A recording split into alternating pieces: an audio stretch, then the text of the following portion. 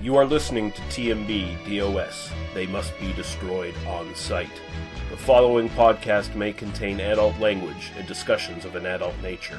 Spoilers for the films discussed occur often. You have been warned. Now, take it away, Dr. Rausch.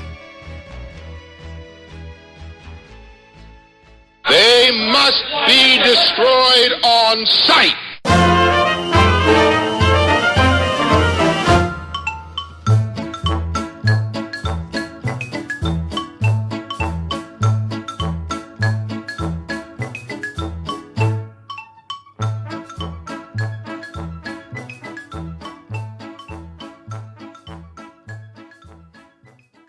Intermission. It's not a regular They Must Be Destroyed on Sight. It's an intermission episode, so it's going to be a little bit shorter, but it's going to be much wider and ribbed for your pleasure. So, yeah. I'm your host, Lee. Shut your bitchy mouth, Russell. And I'm joined by my co-host, Paul. If you people want to survive, you better start looking and thinking like the forest. Ramali, how you doing, sir? Pretty good. And that is my motto. It is, truly. As a forest dweller myself, who hides in roots, that is exactly my motto. Yes. How are you doing, good sir?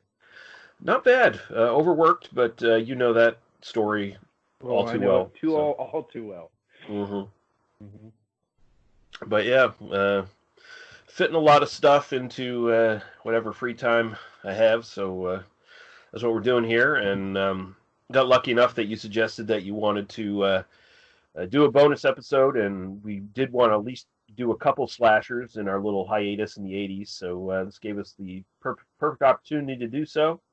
You'll be hearing this, listener, on the week we're working all weekend, so we couldn't record a regular They Must Be Destroyed on Sight, so just happened to fit perfectly. So we're going to be doing two slasher films here. We're going to be looking at The Final Terror from 1983 and Superstition from 1982. And I like the fact that we have like a little sandwich, because we have The Final Terror from 81 that was released in 83, and then we have Superstition from 82. So we just, the whole first 3 years of the 80s, bam, done, spanned. Yeah. It's pretty interesting. I mean, and honestly, Superstition ended up getting released in the U.S. 82, yep. But in the U.S. in 85. So yeah, in 85. And all that was shot in 81 to be released in 81 as well. Yeah, so it was all crazy. So you're spanning the peak of the slasher craze right to the pretty much the death of it around the mid 80s. So right. Yeah, and I think 85 is a really bad time to be a slasher movie. Let's just say that. Oh, and I'm sure we'll get into it here, but both these movies, you know, what they have in common with being on the shelf for so long, we'll probably get into that. But yeah, let's just start with we'll take a quick break here, play a little bit of music, and we'll come back and we'll start with The Final Terror. You ungodly warlock.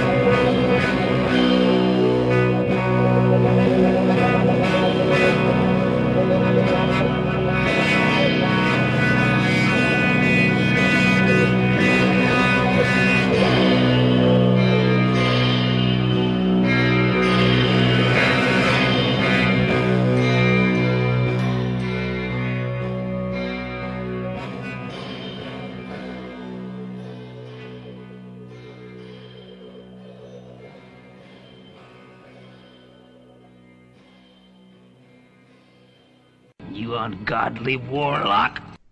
All right, The Final Terror from 1983. This is directed by Andrew Davis. And the thing about this movie, there's a lot of people who went on to do really good stuff. And, Absolutely. And so Andrew Davis, he went on to do a couple of the better Steven Seagal movies. He did Above the Law, Steven Seagal's first film, and Under Siege. And he also directed The Fugitive with Harrison Ford. Mm-hmm.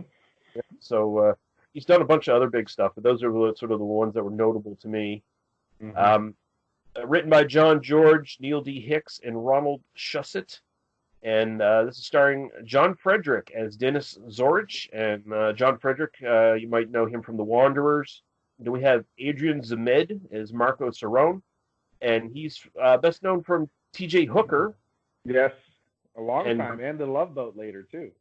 Yeah, and Grease 2 and Bachelor Party as well are other ones that blipped on the radar there for me. Ernest Harden Jr. as Nathaniel Hines. Lewis Smith as Boone, and I know him from The Heavenly Kid. Little connection, actually, back to the previous episode where... I know exactly what you're going to go for, because I saw that, too. I was like, oh, Lee's sneaky. He's a sneaky guy. He threw in that, so go for it. Rachel Ward as Margaret. I thought she actually did more horror films than she actually did. She basically did this and Night School, and those were the... Yeah, because I know her from Night School. I thought she did other stuff too, but I looked, and I have Night School, but I don't own this one on VHS. I picked up Night School, and I looked at that, and then I checked it out. I thought she did other stuff too. Same with a couple girls from the next movie we're going to do. I thought they were in other stuff. Apparently not. So yeah. But I think there's good reason why Rachel Ward wasn't in too much. She's not very good.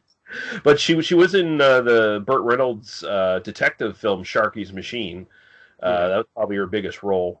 Then we have Daryl Hannah as Wendy Morgan, and of course you know her from Splash and Blade Runner. Did you know the Disney Plus thing that's running now, right? They recently put Splash up on there. You know what they did? What? They did digital hair on her to cover up her ass. Her ass. Yeah. Okay. Digital hair. So it looks like fake, like fur rustling in the wind, basically. That could. I mean, some people would think that's hot.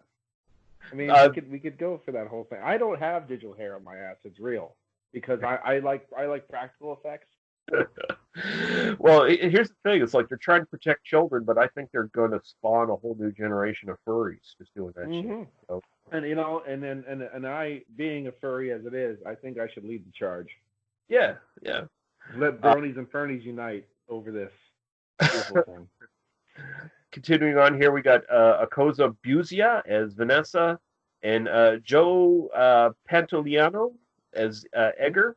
And if you don't know this guy, you haven't been watching movies because he's been in just about everything since this movie. Most notably, like Goonies, Memento, The Matrix, a whole ton of shit.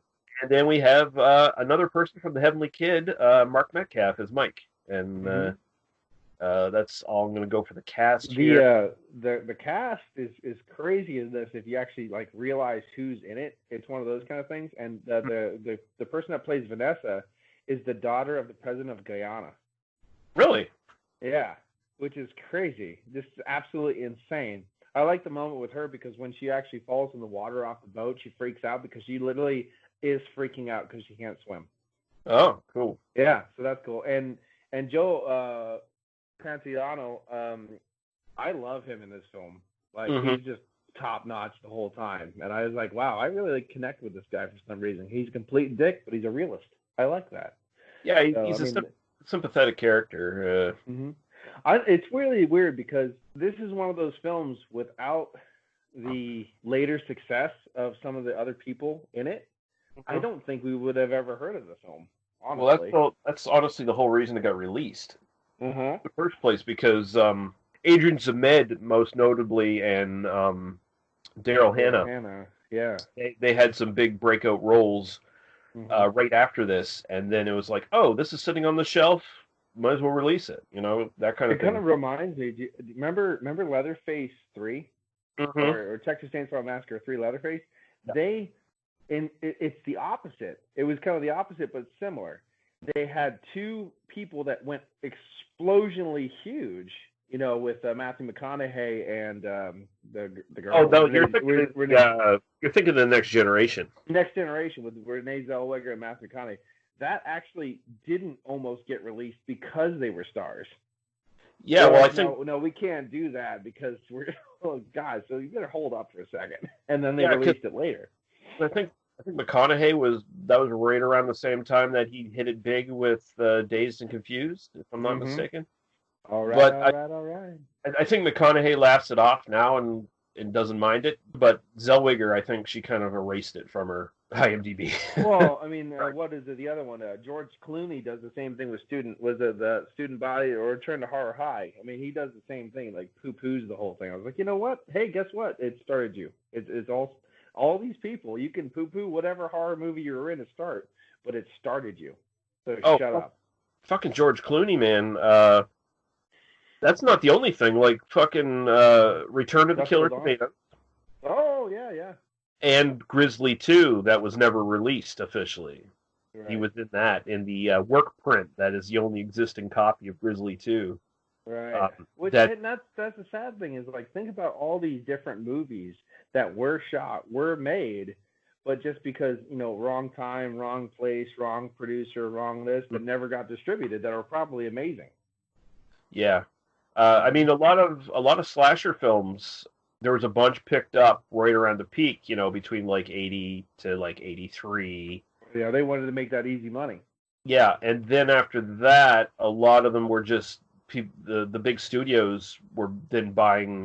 They didn't want to produce their own, so they were looking for older slasher films to pick up and release. So you would get a lot of stuff like this that was like picked up later on. Sometimes they'd add new scenes and things like that and like clean it up a bit. But that wasn't the case with either one of these films. But well, it's actually really funny. When you mentioned the adding, the producer added the first sequence where the two people get killed. Right. He added that, and because it was a addition without the director's approval, he actually got fined and had to pay the producer or the director a sum of money. And the funny thing is, he wasn't pissed because it paid for his wedding. Yeah. It's like one of those happy little accidents. There you go, buddy. And honestly, when I watch the film, I think it would feel even more disjointed without the beginning. Like, I prefer the beginning the way it is. Yeah, although you can tell that the beginning is done by something slapped different. on, yeah. Yeah. I kind of like it because it does set it up. I mean, that's the whole point of these films is setup. So I do feel that does set up the film because it would have been more like a unexpected what the fuck, Although I don't understand the trap that kills that girl at the beginning. No, honestly, like my kids make better traps like that than to try to catch me. You know what I mean? Like, honestly, come on, guys. Just a quick plot synopsis here. A group of rangers go camping on unfamiliar forest grounds. All is well until the group members start getting picked off by a cunning, tactical, malevolent killer in the woods. And yeah, that's pretty much it. It's a killer in the woods film. It's very much in that subgenre of The Prey and The Forest. Yeah, The Forest. Yeah, they Just Before Dawn. The whole. Dawn. Yeah, and it has that kind of. I feel it has that Madman setup. Mm-hmm. Where, like, let's sit around the fire and tell exactly what's going to happen, and then you find it out later that, oh, that's why that happened. Yeah, it's the / Madman Friday the 13th Part 2 setup is what it is. But yeah, we'll just sort of get into it here for thoughts. So what do you think of this film sort of in general overall? It's a bit dull. Mm-hmm. It's a bit long, a bit dull. I mean, I do feel that they keep trying to do stuff. Like, I don't think it's a boring film. They do try to keep the ball rolling, but at the same time, it seems kind of, I don't want to say played out. It just doesn't, like, I don't know. There's no spice. There's no pepper in the mix. It's exactly, it's the final terror. Like, let me give you an example. It's the final terror. It's exactly what the recipe calls for to make this cake.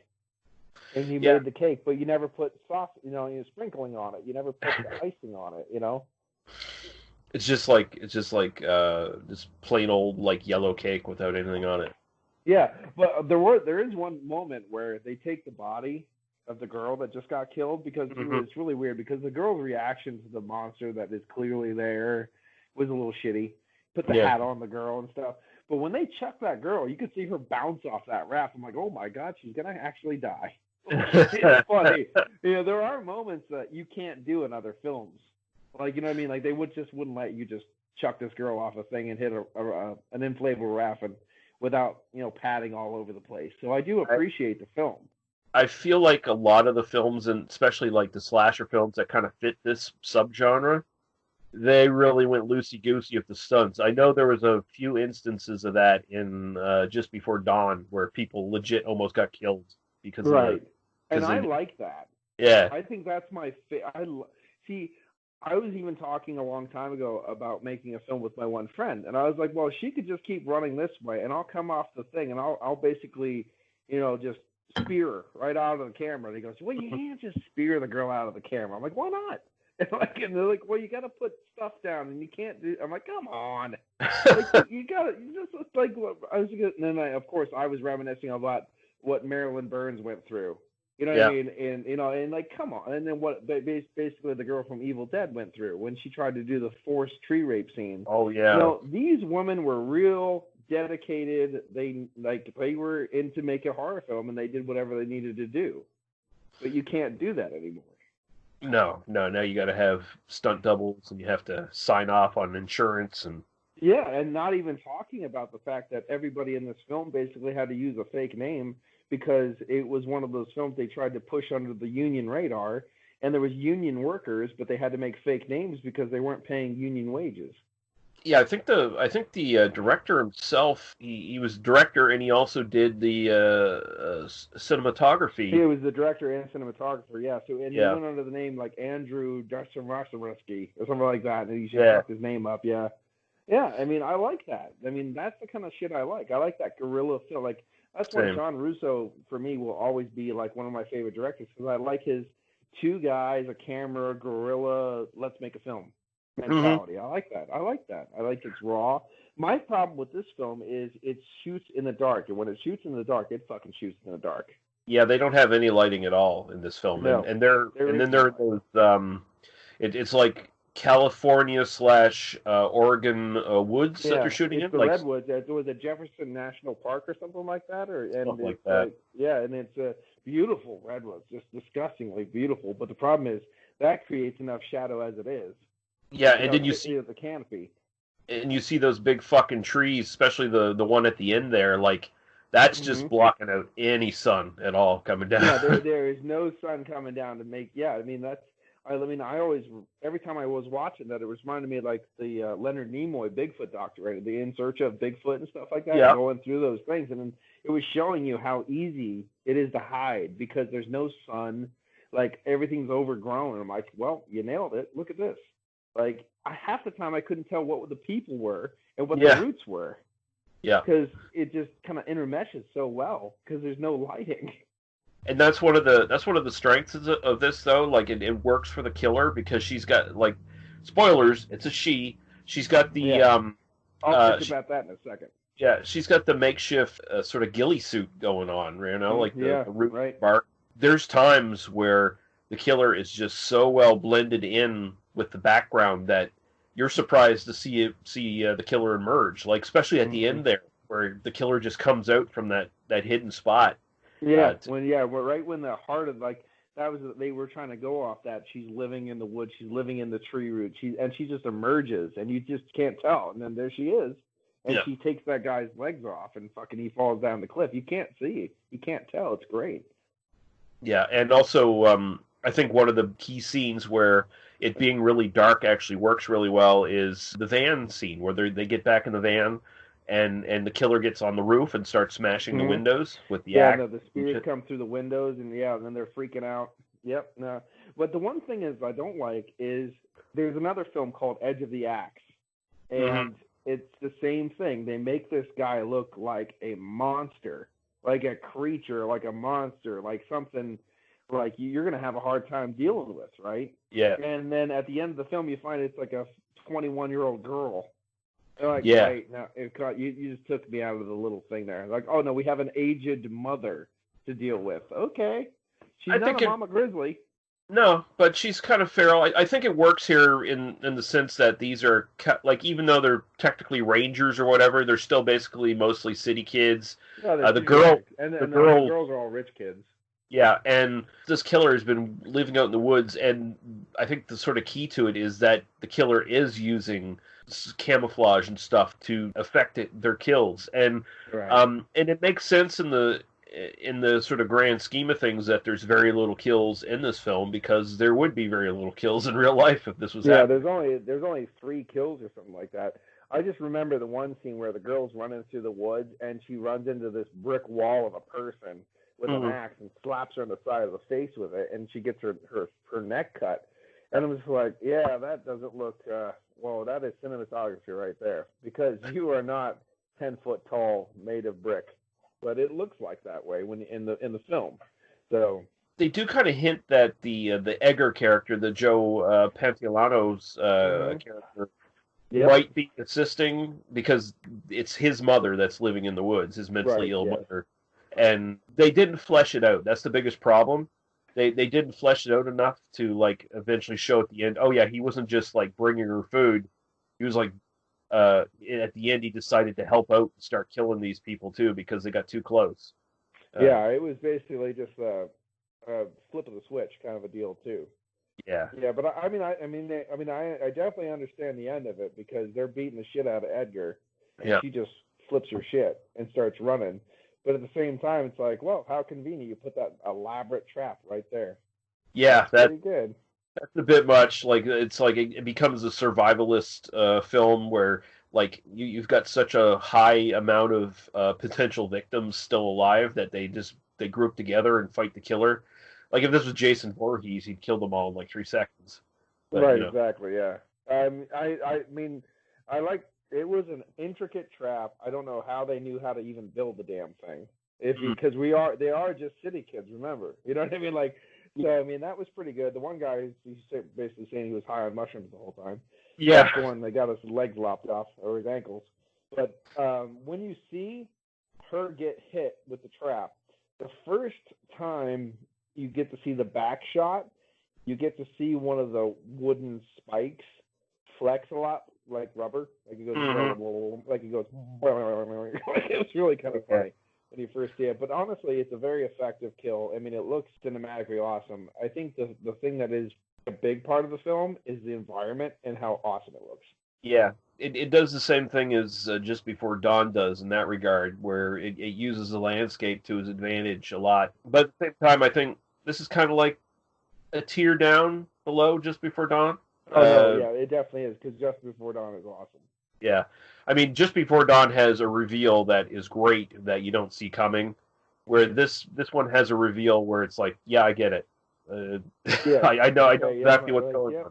There it is. But Just Before Dawn, the woman punches her fist down the guy's throat and chokes him to death. Yeah. Like, you can't top that. Yeah. That's just amazing. Yeah. But yeah, unless we have anything else to say about this one, like I think it sits firmly in the middle with this sort of subgenre. Like, it's way better than The Prey, I'd say. Like, The Prey, yeah. Like, honestly, when I sort of think of this genre, it's Just Before Dawn, it's this, and then everything else, pretty much. Mm-hmm, yeah, The Forest is pretty good. The Forest is all right, yeah. Like, and if you want to like include the Friday the 13th stuff into this genre, then maybe it's a broader discussion. But if you start doing that, then you got to throw The Burning in, then you got to throw The Madman in, then you got to start. You know what I mean? Then it gets too blurry. You know what I mean? Yeah. So I would just say, just flat out, not camp counselor shit, just forest shit. Yeah. I agree. Their whole job is the CCC. They're environmentalists that are going out to clear the river so the salmon can spawn correctly. So they're out there, and they just brought the girls to just show them around and fuck them. Yeah. You know what I mean? So I mean that they're not camp counselors. They're not this. They're not that. I think that's a whole nother genre. I love how the 2 head rangers or whatever, though, are also like really, they don't give a shit. Like, even when a couple of people go missing, they're like, you know what? They're like in their they're like late 20s, early 30s. We're just gonna go fuck somewhere, and then they pay for it. It was like they're adults. Fuck them. You know what I Mm-hmm. mean? Yeah. The actual one lady that's at the building, that's in charge of the building, that's actually the director or producer's daughter. Oh, really? Okay, yeah. Yeah, yeah. And then it turns out to be one of the crew members' wife later they marry. And I Huh. don't know which one that is too, yeah. So the whole ancestral triangle. Oh, I mean, it's just like every Romero movie where everybody knew Oh, each other and everyone was fucking. yeah, Or that's right. what. Oh, Bonnie. Yeah. That's right. Yeah, Uh, it's a pretty good film. yeah, no, it's good. It's a good watch, and you can see it easily. I mean, if you don't want to pick up the Scream Factory Blu-ray DVD, you can just go to Shout Factory TV, and it's streaming there for free. So I would like to say this is the first time watch for me as well. oh, really? Yes, I've Well, never watched it. That surprises the fuck out of me because the next film we're going to get into is a first-time watch for me. So I figured it would be. There you go. hmm. We're popping both of our cherries tonight, baby. we are, yeah. Yes, good. But yeah, let's move into the next one. So this is Superstition from 1982, aka The Witch, which is probably what is known as in a lot more territories, like where it was actually released. That's definitely a European and Canadian title for the film. Yeah, directed by James R. Robertson, written by Galen Thompson, Michael O. Sajabel, Brett Thompson Plate, and Brad White. It's starring James Houghton as Reverend David Thompson, Albert Salmi as Inspector Sturgis, Lynn Carlin as Melinda Leahy, Larry Pennell as George Leigh, Jacqueline Hyde as Elvira Sharak, Robert Simmons as Pike, Heidi Bohe as Anne Leigh, Melo McCausland as Cheryl Leigh, Carol Goldman as Alondra, Stacy Keach Sr., the dad of Stacy Keach, as Reverend Mayer, Kim Marie as Mary, and Billy Jane as Justin Leigh. I actually didn't do the deep dive on the cast here. There are a couple people who's been in stuff, like one of the guy who plays Justin, the young son. Mm-hmm. He was in what's the fuck? What the fuck? It's a sex comedy where the high school teacher happens to be an alien who like injects him with some shit that makes him like irresistible to women. That sounds crazy. Yeah, I'm trying to. One of those guys are in Weird Science, but they're not. It's not the right Weird Science. It's a different one. Oh, okay. Yeah, the Sturgis, the detective Sturgis, he's in a shit ton of films, and so is the lady that plays Elvira. She's been in tons of stuff. I did see. Yeah. Yeah, like for instance, the guy who played Sturgis was in the TV show Combat and things Mhm. like that. He's been in quite a lot of things. And so, like one or two of the other people have been in a lot of TV shows and just movies, but a lot of ones I haven't seen. Yeah, and a lot of these people just went on to do nothing like afterwards. Yeah. Well, yeah, no, 90% of the cast did nothing. 3 of the people did a lot of stuff. It's one of those kind of deals. Yeah, so synopsis quick for this. A family moves into a long-condemned New England household with a big pond out back that everyone loves to swim in, which is gross. Soon, however, they find out that the pond was the site of an execution by drowning of a witch 300 years before, and she's back to revenge herself on anybody nearby, whether they're Catholic or not. And, that's pretty accurate. Yeah. So, yeah, this was... I'll get into this first. This was the first time me watching this. I actually hadn't even heard of this one. Mm-hmm. And immediately watching it, I got vibes of House by the Cemetery. Like Yes. this felt like this director's seen some Fulci and Yeah, so to me, this is basically like Canadians tried Fulci, and they Yeah. did a good job. And I like the fact that the only thing different is this has a plot line. I would argue it actually suffers for having a plot line Yeah, because it does. It suffers a little bit too because everything's explained away too much. But I like the film a lot. I really enjoyed it.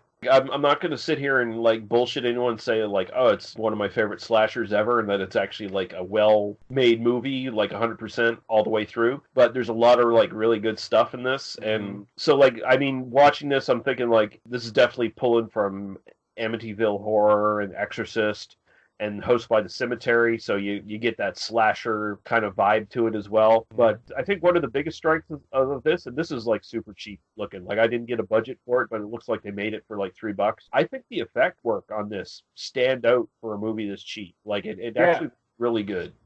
No, that's what I liked so much about the film. It's so crazy and it's so visceral and so Mhm. cool. Like when they get the witch and the house burns, the whole church burns down, and then they drown all that stuff is awesome. I really like the first two kills. They're the first two kills in the film kind of solidified me into the film. I like that the opening is also like a fake out because you get the typical trope of two teens in the car making out Yeah. at the haunted place or the makeout point or wherever the fuck, right? And you think, okay, Mhm. these are the first two who are going to die, and no, Mhm. they get away, and it's the two people pranking them that end up getting killed in the house, and Right. it's a pretty extended sequence too. I No, think it's a it takes long sequence. 10 minutes or something, like the opening of it, and it's actually effectively done. Like two really good kills. One you don't see the kill, but you see the aftermath of it. Mhm. And, Yeah, I like the the fact that he's in the microwave. The microwave opens up and blows the head up into the guy's face. It's like, yeah, damn, man, okay. yeah, like this is a supernatural slasher film, so that also sort of makes it closer to House by the Cemetery because there is a kind of a like an underlying supernatural kind of vibe to that, even though it's kind of a Mhm. straight slasher in a lot of ways. You Um, have the girl, you have the Mary, but you mhm. don't have the Bob, and that's good. Well, I Well, was thinking, I was I was thinking just say the Bob gets fucking hung up in the thing, though. I mean, if you want to call him Bob, I guess. there were two Bobs in this. There's Well, the kid, and then the ghost child Mary is basically female Bob as far as I'm yeah. concerned. Oh, 'Cause you want to throw her into the Bob category? I do. Okay, okay. Maybe call her Roberta. Roberta Bob. Yeah, because I was annoyed by her as well. I was like, fuck off. Okay. Like, Hi, I'm Mary. I want to play. Fuck off. yeah, I'm like, no, I don't want to play Mary. I'm sorry. You go play with Bob and the dead girl in fucking House by the Cemetery, please. Like, get the fuck away from me. Yeah, but no, like, so like I was saying, it subverts the opening trope there of the teens making out. You get the two really good kills. You get the microwave head gag, and then you get the guy getting chopped in half by the window, which was fucking awesome. Like Yeah. that really this film has a massive kill count. Actually, there's like 15 deaths or something in it. It's No, crazy. there's quite a bit. Yeah. My favorite's gotta be boy. I love the window. The window really got me solidified in the film, but that priest is just so laugh out loud funny. The saw blade into the priest. Yeah, that Yes. my favorite and the one that I think is the most Fulci-esque is when the demonic form of the witch, and I should explain this to people who haven't seen this yet. So this movie wisely does not give you like a full reveal of what the monster is that's stalking these people in the house. So all you ever really see are the arms of this like demonic like resurrected witch. And so she's got these like clawed hands and like these deformed arms and shit. Looks like, almost like a lizard man or some shit. And Mm-hmm. and then you only ever like see the arms grab people and pull them off screen and kill them and shit. My favorite kill is when near the end where it grabs one of the daughters up in the attic and nails her head. Yes. And floor. nails her head to the floor, the attic floor, which is exactly what happened to the last family. One of the daughters got nailed to the floor too, and I think it's the same one that had that premonition of her getting that done to her, where you can see the nails coming through the ceiling and they were bloody. Well, it was the blonde daughter has the premonition. Yeah, and then the brunette one gets her head nailed to the floor, right? Yeah. Yeah. I found it funny. So the setup here is that the church owns the property that this house is on, and this house is haunted by the witch. The witch is kind of like sealed in the pond because there's a cross in the pond, and the new sort of like vicar or whatever, he's dumb enough to like dredge the pond and like pull the cross out of it. And it's like, oh, you fucked up. But yeah, my biggest question, like, here's where like the logic really falls flat. Why would the church let anyone live on this cursed property? They know the history. They know there's been deaths. If I was the church, I would just lock this up with a no trespassing and just. I like the fact that they're trying to turn the blind eye and put money as their god, because like even if the guy says, economics, we got to do this shit. Sorry, like, and the guys, I just like the fact, and they point out the fraud of the church so many times. Like the first thing the surgeon says, he goes, "Why don't you just do this? You guys be driving around in solid gold Cadillacs by now." I mean, he's just a real dick, and he's pointing out the fact that the church is a money making scheme. and I like that. I like the Sturgis character. He's kind of ineffective as a cop in some ways, but at the same time, he's no bullshit. Even though he's like trying to pin like the murders and stuff on the mentally challenged handyman who looks after the house or whatever. He's like, he doesn't take the priest's shit at all. Like all the church people, he's like, fuck you. I like the fact though. Like we'll go back to Folky for just a second. He plays a great like Italian horror movie cop. Like he's not really good at his job, but he doesn't take anybody's shit. See. Yeah, because So this was released in Italy in '82. That's the only time it was released in '82. It wasn't until '85 when it started getting released in the USA and other places. I can see why this was released in Italy first because it is so Italian-like in the way it's play to the audience, doesn't it? It plays to that demographic really well. I think that's one of the reasons why I really liked it too. Yeah, and just getting that House by the Cemetery buzz on this made me happy, and I like all the sort of weird deaths. I like the handyman who gets like pulled up the elevator shaft and then dropped down and hung in the elevator. I like the fact that they don't give a fuck. They kill kids too. They don't give a shit. That's exactly. Doesn't give a fuck. Yeah, this movie just like fuck you. We're killing everybody, and it kills everybody. Literally nobody. It literally kills everybody. The only one who survives actually is Elvira. Oh, I thought Elvira was dead in the bedroom. They find Elvira dead in the bedroom on the bed, or is that? No, that's the wife. Okay, the wife's dead on the bed. Okay, yeah. So they kill literally everybody. Well, Elvira the whole time she goes, I can't come up there. I'm not allowed. Yeah, she stays in her fucking house. She's like, I ain't going anywhere. And she's talking to. Is it just me, or every time you saw Elvira, all you thought was Black Sabbath? Yes. That's all I could see when I looked at Elvira. I just was like, "You're that bitch in the bed on Black Sabbath." That's all I could think of. Exactly. Fucking dead on. I think that the thing about this film for me especially is one of those ones. It's a film you find out way later. I mean, like way later that you didn't even know existed. And it's so crazy and so Italian and so disgusting and so this that you're excited about it. It actually is a film that when you're starting to watch it, you're happy you're watching it. It's one of those moments. No, I had a lot of fun with this one. It was a pleasant surprise. Honestly, it's like, wow, they made this and no one's really heard about it. Like no one's really heard about it. This one's the final tear. A lot of people don't even know it exists, let alone talk about it. Mm. Yeah, I think this is a good little duo. Yeah, I think so. Like there's a lot of similarities to them, and just another one of those films that sort of fell through the cracks in like the early half of the '80s, and eventually got picked up. But by that time, no one was watching these films really anymore. Right. It's kind of got a big release, and multiple artworks for this one. Actually, mine is like a hand with nails holding a rosary. Which is more a cop-off kind of release, but the original one is most like a ghostly shroud on the cover. That's the more official release artwork. Yeah.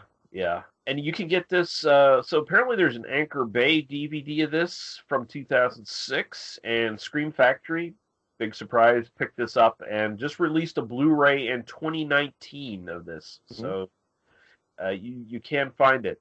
You can actually probably find the official cover on the Blu-ray more readily than you can the DVD. Yeah, Scream Factory usually does the, we're going to give you, like, new art, and you flip the cover and you'll get, like, the old original art, too. Mm-hmm. Yeah.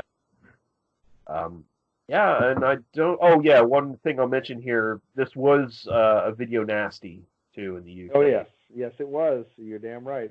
Oh, and a little thing is right when the guy is looking in the mirror before the mirror blows up and kills him, you can see the cameraman's face in the mirror. That was the ghost of the cameraman. That's what. There you go. He's dead. Everyone's dead in the film. It's like The Beyond.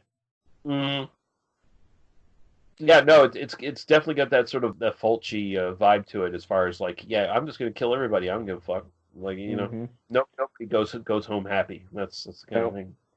And then the little girl is pissed when she gets stabbed with that crucifix too. She is pissed. Yeah, she's like some sort of weird, like, side manifestation of the fucking She's witch. actually the manifestation of the 13-year-old little girl that actually condemned the witch, that told on the witch. Ah, okay. Yeah, Okay. so that's why she keeps coming back as that little girl, the innocent little girl, because she's actually the person that told on the witch. And I do like, and I kind of wish John Carradine was in this role, because I just think, because 82, he would have been just about peak before he stopped acting. Yeah. Because he was in The Howling in 81, of course. The original preacher that the Bloodline is condemning, because she's condemned basically everybody in the village, especially the preacher. The preacher that died in the cider press, the original, when the witch first came back and killed the preacher that basically condemned her to death. I was like, I'd love it if that was John Carradine in that role. I just think it would be absolutely He would fit. Like, that preacher kind of looked, gaunt. Very Carradine. Yeah, very exactly. Carradine. I was like, God, if they could have just got Carradine for that, this film would just be that much better. You think they could have got Carradine, because he was taking any fucking role anyone threw at him. He was taking absolutely anything, yeah. He had to keep his scotch cabinet full, if you know what I mean. So he was taking anything he could get.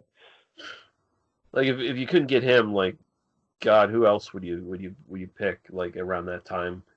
I don't know. Carradine's kind of the one that always kind of throws right in my face. I guess Carradine's like, like $500 in a ham sandwich kind of deal. Like, everybody else would probably be asking for actual money. So, yeah. Yeah, no, that's why, I think that's why Carradine was in so many damn films. I have another one that he was in, and I can't even remember. I bought it the same day I bought Not From This Earth with Tracy Lords. I bought another shitty fucking sci-fi horror film, and he's in it, and it's really bad. It is bad. Well, I think it's either Jim Wynorski or Fred Olin Ray, one or the other. They got with Carradine, like, right near the end of his life and filmed a bunch of shit with him that was not connected to anything. And then they used those segments in movies, like, years after he died. I like that kind of stuff, because I actually like John Carradine a lot and this stuff, that works out pretty well. That's good. I like his assholeism in Shockwave as the captain. He was pretty good as the asshole. He played the asshole pretty well in things too. So yeah, he did. I just think he could be. I think John Carradine could have probably been the quintessential damning priest in that film, and he would have been really cool to crush in a cider press too. But other than that, I think everybody did a pretty good job in the film. Mary, to me, is not full on Bob. Mm-hmm. She reminds me of the combination between the girl and Bob in House by the Cemetery, kind of smashed into one. Yeah, they became like Bobina or something like that. Like this, yeah, Bobina. Yeah. Hey, Bob, get out of the house. Hi, I'm Bob. Yeah. Oh, like, Bob, get out of the house. Hi, my name's Bob. No, Bob, you don't understand. Get the fuck out of the house. Hi, I'm Bob. Who are you? No, Bob, you're get the female. fuck out of. Yeah, you're a girl. Oh, if we could just go back and find out who did the subtitling for that, we could kill them all. Yeah, there we go. Yeah. But yeah, no, I definitely enjoyed this one a lot. So thank you for suggesting this one. I suggested Final Terror, so we got a good combo here, I think. We do. We really do. Yeah. Paul, tell people where they can find you on the interwebs. You can find me at YouTube, PA Brew News, for beer reviews, painting, the whole deal, and the Maniacs Meet podcast. We have been taking a little bit of hiatus because of the pandemic, but we'll get back on there pretty soon. And you can go over to Instagram at Oil Paintings by Peter Mail and Oil on Instagram, and the VHS-Morgue on Instagram is doing really well all of a sudden. Over 1,000 followers already. I don't know how that happened. Well, I mean, you're doing great presentation with the VHS. I basically found out just like everybody, follow everyone. That also work. Yeah. If you whore absolutely everyone. If you whore yourself on Instagram, you'll get a lot of followers. If you want to get a lot of like beer drinkers following you, and you're female with a great body, you can just like pose with beer in your hands, and I was gonna say, you don't have to do anything. If you're on social media and you have a pair of tits and a beer, just take a picture of the pair of tits and beer, put it on, and they will come to you. It's like Field of Dreams with cleavage.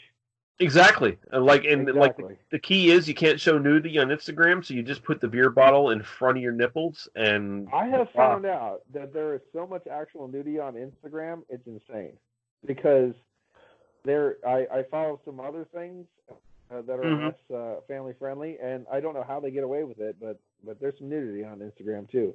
I just think they should take all nudity off standards off everything. Let anything post naked anywhere. Who cares?